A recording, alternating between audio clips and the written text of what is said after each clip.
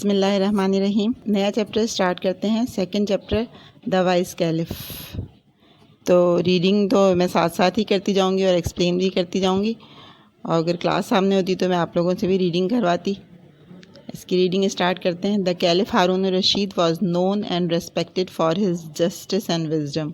खलीफा Harun Rashid जाना जाता था और उसको इज़्ज़त दी जाती थी उसके इंसाफ और अक्लमंदी की वजह से। At night he would disguise himself as a common man. रात के वक्त वो एक आम आदमी का भेस बदलता था and go through the streets of Baghdad, और बगदाद की गलियों में जाता था।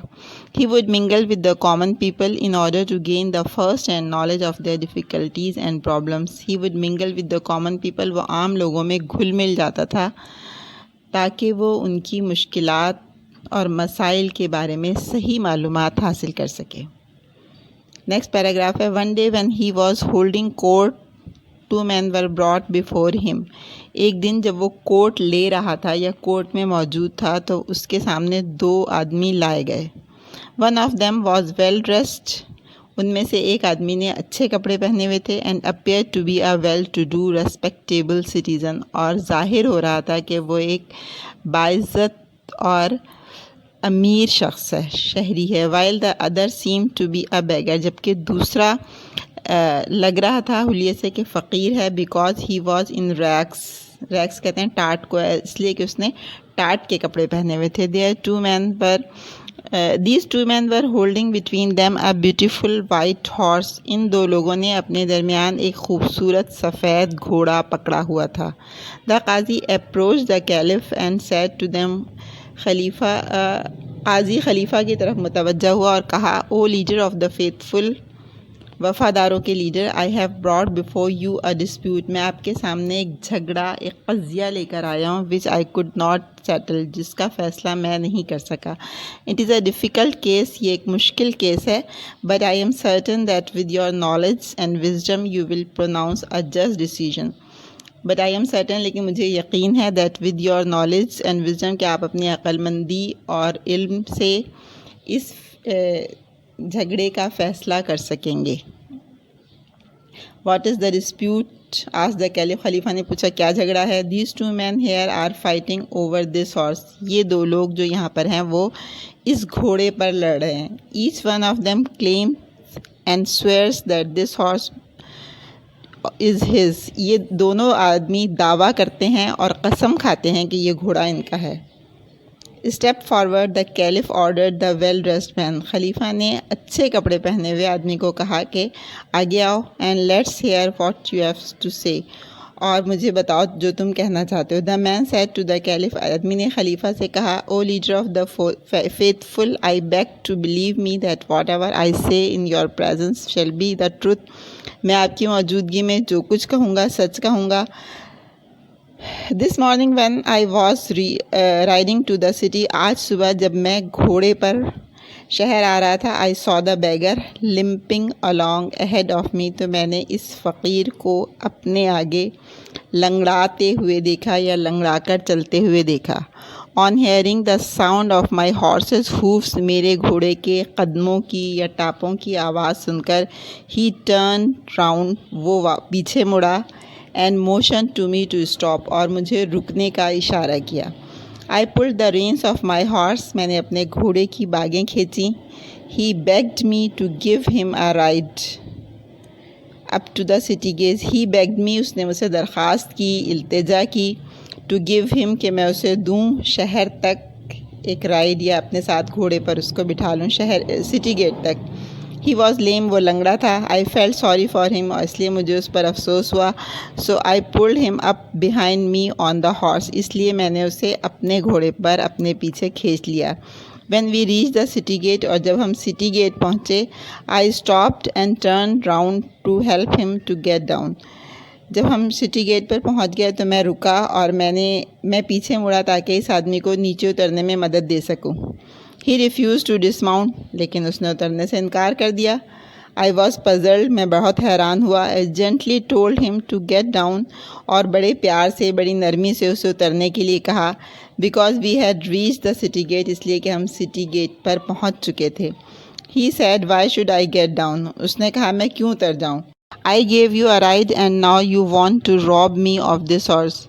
I gave you a ride, मैंने तुम्हें सवारी दी, and now you want to rob me of my horse, और अब तुम मुझे लूटना चाहते हो इस घोड़े से। Then the beggar limped forward and said, उसके बाद फ़कीर लंगड़ाता हुआ आगे बढ़ा और कहा, O leader of the faithful, you are the helper and guardian of the poor, आप गरीबों के हमदर्द और सरपरस्त हो। You are a wise and just caliph, आप एक अक्लमंद और इंसाफ पसंद खलीफा हो। हैव पिटी ऑन मी, मुझ पर रहम खाओ, and save me from the cruelty and injustice of this rich man, और मुझे इस अमीर आदमी की नाइंसाफ़ी और जुल्म से निजात दिलाइए। I can swear that this horse belongs to me, और मैं कसम खाता हूँ कि ये घोड़ा मेरा है।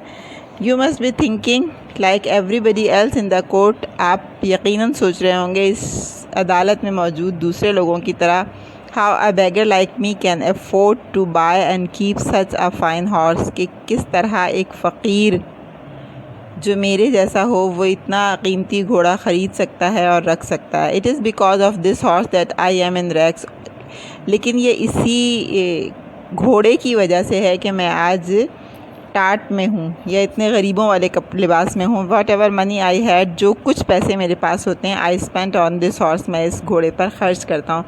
This morning as I was coming to the city on my horse, जब मैं अपने घोड़े पर सिटी गेट आ रहा था, I noticed this man walking along the road, मैंने इस आदमी को सड़क पर चलते हुए देखा। When I came close to him, जब मैं इसके करीब आया, ही स्टॉप्ड मी, उसने मुझे रोका, and requested to lend him my horse, और मुझसे दरख्वास्त की कि मैं उसे अपना घोड़ा आरियतन दे दूँ या उधार दे दूँ। For he was in a great hurry to reach the city, इसलिए कि उसे शहर पहुँचने की जल्दी है।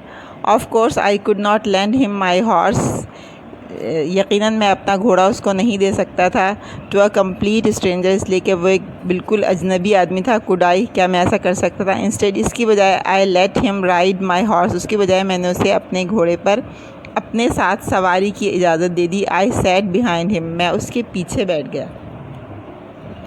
As we reach the city gate he asked me to get down, और जब हम शहर सिटी गेट पर पहुँचे तो उसने मुझसे कहा कि तुम उतर जाओ, and leave the horse to him, और घोड़ा उसके लिए छोड़ दूँ। Such a fine horse should not belong to a beggar, इतना अच्छा घोड़ा किसी फ़कीर का हो ही नहीं सकता। ही सैड, उसने कहा।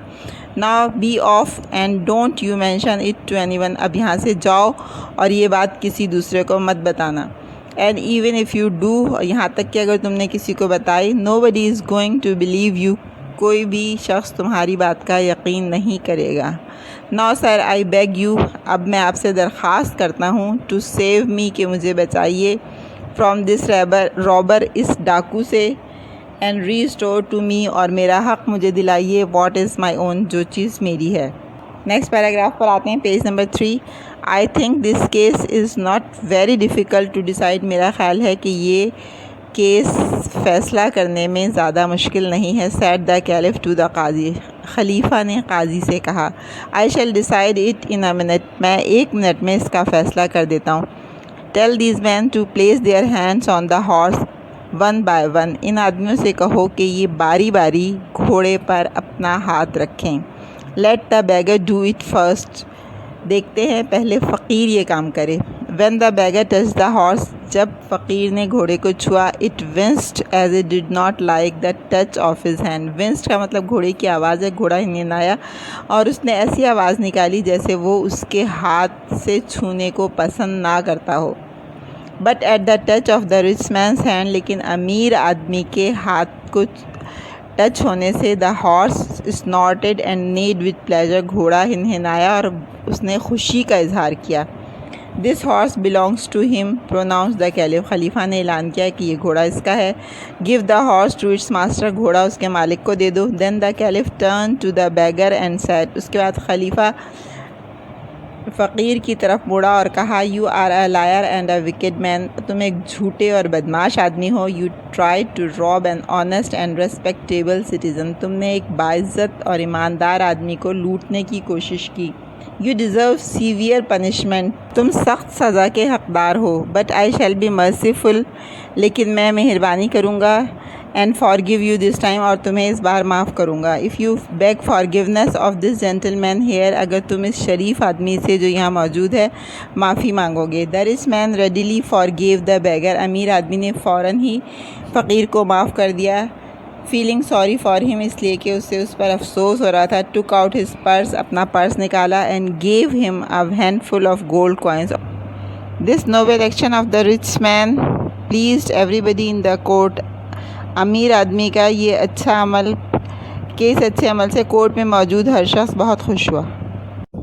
तो एक्सरसाइज ए है page 4, the vice caliph chapter है पेज 4 और exercise A.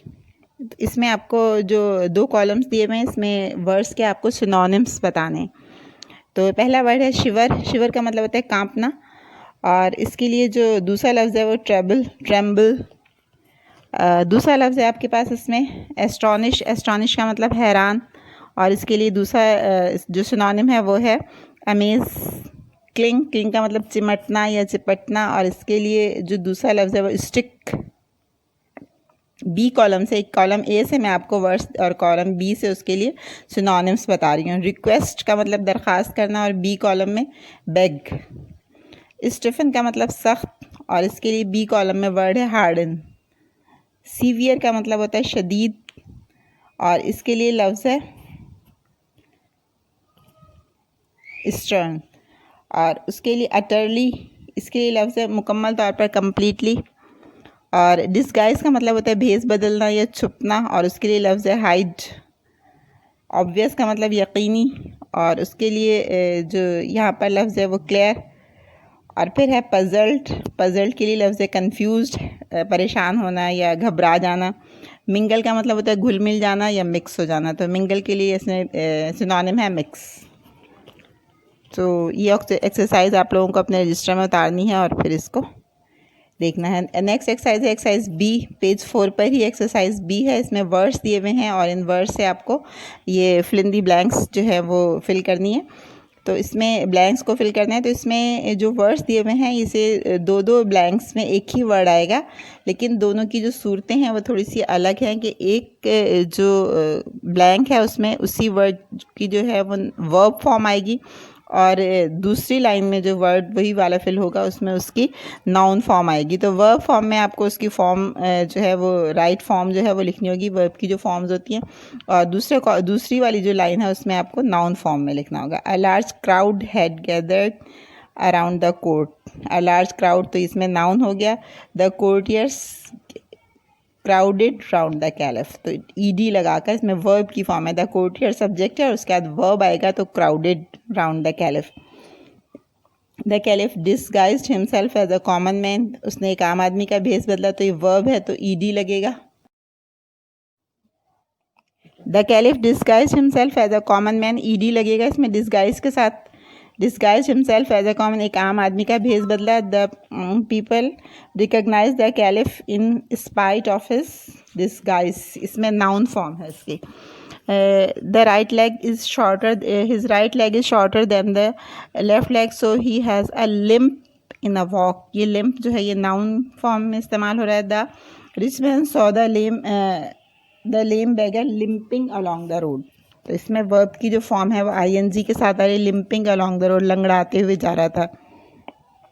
The beggar motion to him to stop, motion ED के साथ आएगा कि उसने उसको रुकने का इशारा किया। He stood still and made no motion, इसमें नाउन फॉर्म है और मोशन आएगा simple. He uttered a few words and then lost consciousness, uttered verb है तो वर्ब की पास्ट टेंस आएगी अटर्ड। और टू हिज अटर डिसअपॉइंटमेंट, इसमें नाउन फॉर्म है तो UTTER ही आएगा, ईडी फॉर्म नहीं आएगी। The rich man went galloping along the road, the horse was running at a Gallup, इसमें ये नाउन फॉर्म है और पहले में went galloping along the road. The rich man was running at a gallop. The rich man and the beggar both claimed the horse, ED के साथ verb है ये। The rich man and the beggar both claimed the horse, इसमें verb है। The rich man and the beggar both claimed, ED लगेगा, दोनों ने एक घोड़े का दावा किया। Whose claim was found to be true, यहाँ पे नाउन है whose claim was found to be true, simple claim आएगा। तो ये एक्सरसाइज 14 ये एक्सरसाइज बी कंप्लीट होती है। 14 सेंटेंसेस मैंने आपको ब्लैंक्स बता दी। पेज 4 बुक का पेज 4 निकालिए। इस पे एक्सरसाइज बी है, कैपिटल से बी लिखा हुआ है और उसके बाद फिर उसके जो पार्ट्स हैं उसमें स्मॉल से बी लिखा हुआ है। पेज 4 एक्सरसाइज कैपिटल से बी और फिर उसके बाद इसकी exercise A. For each word in list A find a word of similar meaning from list B. तो ये सिमिलर मीनिंग वाले वर्ड्स जो हैं इसके लिए जो दूसरा लफ्ज़ होता है वो सिनोनिम्स। तो लिस्ट ए में जो वर्ड्स दिए हुए हैं उसके सिनोनिम्स आपको लिस्ट बी में से ढूंढकर लिखने हैं। तो ये आप अपनी रजिस्टर में करेंगे और जब मैं नेक्स्ट क्लास में आपके पास आऊँ तो आपका ये काम रजिस्टर में हुआ होना चाहिए। आप इन वर्ड्स को पढ़िए, इनके मीनिंग देखिए और इनके सिनोनिम्स बताइए कि लिस्ट बी से इसके सिनोनिम्स क्या हैं। उसके बाद एक्सरसाइज बी का पार्ट बी है, पेज 4 पर ही है ये एक्सरसाइज भी। इसमें वर्ड्स दिए हुए हैं क्राउड, लिम्प, अटर, डिस्गाइज, क्लेम, मोशन और गैलप। तो ये इसके बाद ये ब्लैंक्स हैं, 14 ब्लैंक्स हैं। इसमें ये इन वर्ड्स को फिल करना है। तो इसमें बात ये है कि ये जो वर्ड्स हैं वर्ब दिए हुए हैं, इन वर्ब की फॉर्म्स आपको चेंज करके या जुमले के जो सेंस है, ये जुमले का जो टेंस है उसके मुताबिक आप इन वर्ब्स की फॉर्म्स को चेंज कर सकते हैं और उससे आप ये ब्लैंक्स को फिल करेंगे। एक्सरसाइज बी की बात हो रही है। अच्छा, अब आते हैं पेज 5 पर एक्सरसाइज सी। और ये याद रखिए ये सारा काम आपको रजिस्टर में करना है, ये नोट्स की सूरत में नहीं मिलेगा, ये आपको नोट्स की सूरत में नहीं मिलेगा, आपको रजिस्टर में करना है। एक्सरसाइज सी है, complete the following sentences by using suitable phrases from the list given below. ये बहुत सारे फ्रेजेस दिए गए हैं, sorry for, well to do, well off, feel ashamed of. तो ये ज़्यादातर इसमें से जो हैं फ्रेजेस उन वर्ड्स को कहते हैं जो 2 या 3 अल्फाज से मिलकर बना हुआ होता है, जैसे sorry for, well to do, well off. तो ये 2-3 लफ्ज़ से मिलकर एक फ्रेज़ बना है। तो इस फ्रेज़ से आपको ब्लैंक्स को फिल करना है। तो मैं एक पढ़ के बताती हूँ। He saw 2 dogs fighting for a bone. ठीक है, तो इस तरह से आपको ये ब्लैंक्स जो हैं ये फिल करनी है। तो ये आप जब नेक्स्ट मैं क्लास में आऊँगी तो आपको इसके आंसर बता दूँगी, लेकिन आप इसको ख़ुद ट्राई कीजिए, फिल करने की कोशिश कीजिए। उसके बाद नेक्स्ट है make nouns from the exercise D है, पेज 5 पर exercise D. Make nouns from the verbs given below and use both nouns and verbs in sentences of your own. तो आपको इसमें सिर्फ मेक नाउन्स इतना काम करना है। तो ये जो वर्ड्स दिए हुए हैं आपके, इनसे आपको नाउन बनाने हैं। इसमें पहला वर्ड जो है वो फॉर एग्ज़ाम्पल भी दिया हुआ है कि स्पीक, और इससे जो नाउन बनेगा वो स्पीच। स्पेलिंग का भी जो डिफरेंस है वो आपको नज़र आ रहा होगा। ये इन वर्ब से आपको नाउन बनाने हैं। इसी तरह से ये जो लिस्ट में है बैग है, तो इसका नाउन बैगर, ये आपने चैप्टर में पढ़ा भी है। लिव है, LIV लिव, तो इसका नाउन होगा लाइफ, LIFE लाइफ। जैसे बाकी वर्ड्स के भी आप जो है वो नाउन्स ढूंढिए और अपनी कॉपी में लिखिए। उसके बाद इसमें एक्सरसाइज ई है, पेज के शुरू में ही है। Exercise is complete the following sentences by using the correct form of the verb. इसमें भी वर्ब्स दिए हुए हैं और इसकी करेक्ट फॉर्म के साथ इसको ब्लैंक्स को फिल करना है। और ये वाली ब्लैंक्स जो हैं ये आपको ज़्यादातर जो है इसी चैप्टर के सेंटेंसेस हैं, तो आपको वहीं से आसानी से मिल जाएंगी। तो उसको देखकर आप इसको फिल कर लीजिए। वर्ब्स दिए गए हैं, इन्हीं वर्ब्स से आपको ब्लैंक्स को फिल करना है, लेकिन वर्ब्स की फॉर्म्स का ख्याल रखना है कि आप कौन सी फॉर्म लगाएंगे। और नेक्स्ट में आपको मैं आंसर बता दूंगी और फिर जब आप रजिस्टर मेरे पास लाएंगे तो ये सारा काम आपका कंप्लीट होना चाहिए। जज़ाकल्लाह।